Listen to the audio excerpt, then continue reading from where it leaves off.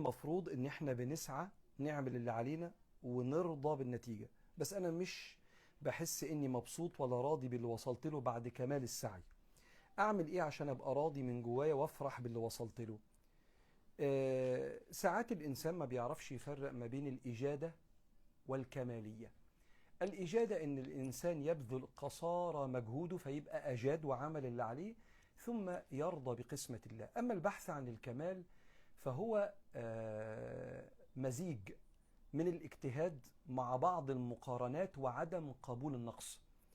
بعد ما تسعى اقبل النقص، لأنك لن تحصل على أشياء كاملة في الحياة، إنما ستحصل على أشياء ناقصة يكملها رضاك عنها ورضاك عن قسمة الله.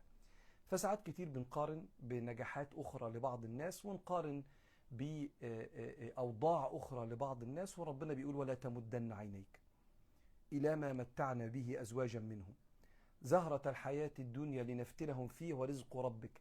النتيجة اللي ربنا خلقها مع سعيك، ورزق ربك خير وأبقى. وهذا الإحساس بالافتقار أو النقص يأتي من احتياج صاحب السؤال لمراجعة حديث النبي عليه الصلاة والسلام: ارضى بما قسم الله تكن أغنى الناس.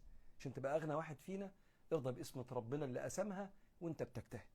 هنعمل ايه؟ هنكثر من ذكر لا حول ولا قوة إلا بالله حتى يطهر القلب بعدم الرضا بالنتائج بعد رحلة السعي المتقنة. انت عملت اللي عليك. فشيطان النقص ما بيسيبناش في حد، اللي دايما بيشاور على حتة النقصة بشكل يخلي عندنا مرارة واستياء، مش بشكل يخلي عندنا رغبة في التحسين، رغبة في المرارة. فأكثر من ذكر الله وما تقارنش نفسك بحد وكمل اجتهادك وربنا يرضيك يا رب.